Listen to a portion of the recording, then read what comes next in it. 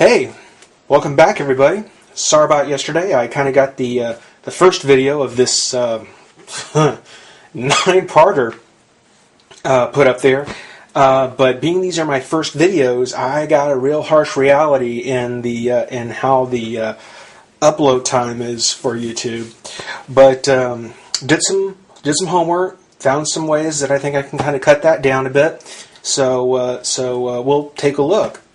If the quality isn't so good on it, I may switch back, but for now, let's see how it comes out with these guys. Oh, and hope you like the new opening I've added. On the spot, he has this great link in almost all of the videos for royalty-free TV. And it's got some great music if you're looking to do your own channel. So thanks for that tip on the spot. I really appreciate it. But starting with the figures, we've got DC Universe Wave 10 Forager.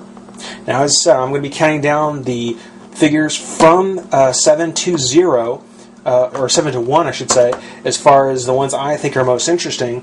And I have to say, Forager made it to number 7. Well, let's read his bio. You'll learn about him that way. I'm a big fan of the new gods. I like Darkseid. I like Calabac. I like Apocalypse. I even like Highfather. Now Orion, not so much. I didn't pick him up in Wave 1. I wasn't that keen on him. But I do like the new gods. Just something about Forager. He definitely came in as probably the weakest figure in the line for me. But to read his bio. Forager was born among the bugs beneath New Genesis, evolved humanoid insects scattered there as biological weapons years ago by the armies of New Genesis, rival planet Apocalypse. So that's Darkseid's world. Forager's foray to steal food from the surface world ultimately brought him in contact with Orion and Light Ray of New Genesis and helped them prevent one of Darkseid's most fearsome service, Mantis, from exterminating all bugs. So he's kind of the hero bug. First appearance, New Gods number 9. That was 1972, apparently. Apparently Forager is his real name, because he doesn't really have any other. Occupation Warrior, base of operations New Genesis. Special abilities, superior hand-to-hand combat, don't they all? Enhanced speed and leaping ability. Asudos pads on his feet.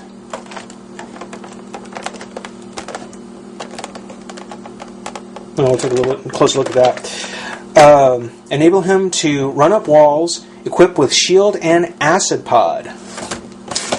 So that's a look at Forager. Now his packaging, as I said in the first video, if you're already familiar with this line, if you already know about the DC Universe characters, then this is just more of the same. It's got a orange, yellowish, exploding background. It's got a little window of the character here. It says what line it's from. On the side, it's got air holes on it. Not that it matters. I'll be tearing this thing open in just a second. And it shows you the collect and connect. Collect and connect. And this one happens to come with the lower torso and head of Imperiex. So, again, not a whole lot to say. I mean, these are great packaging. I love how with this line of figures, there's not a whole lot of cardboard.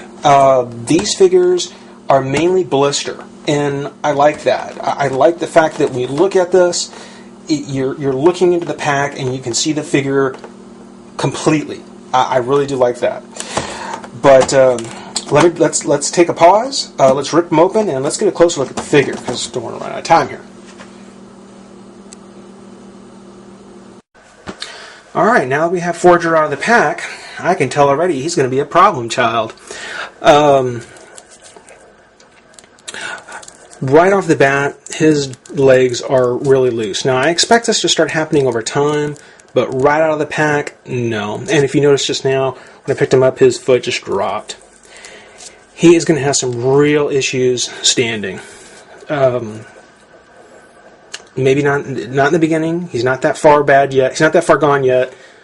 but I have a feeling he's going to get there. But to go on with the review, he is an action figure, and as you'll learn in my reviews, to be called an action figure, in my opinion, they're going to have at least the standard 5 points of articulation that the Kenner Star Wars figures had. Those are the ones I grew up with. That's what I expect. So the head, which get a look at, it's actually very well painted. It looks really good. I mean, the character comes across so well here. The head doesn't really have much movement, though. He's not going to look up or down really well. There's not really a whole lot of play in it. Now, there is this extra piece that's not actually sculpted on. It's just kind of put on here, soft plastic. And it kind of goes on top of the standard kind of male form for the DC wave. It completes his look, but it does, of course, cause articulation issues, as you would imagine. The arm pretty much only goes that far forward, about that far back, and comes out about that far that way. His shield accessory, which kind of gone over that now. He has the joints at his bicep, elbow, and wrist. He also has his crunch, which I have to say his crunch is better than his head as far as looking up and down. Swivel on the waist. And for anyone collecting the Master of the Universe line, he has the same kind of loincloth sort of pant thingy, skirt pant thingy, if you will. And of course it gives you the same articulation problems that has. Legs only come about that far out, about that far back. And of course they come, does the splits very well. As a matter of fact, a little too well. Like I said, I have a feeling he's going to be kind of a problem child. There's a swivel on the thigh, knee, and then on the ankle. So he's going to find a spot somewhere on my shelf, probably near the back, because when he falls over, the last thing I'm going to want to do is have him toppling over everybody else.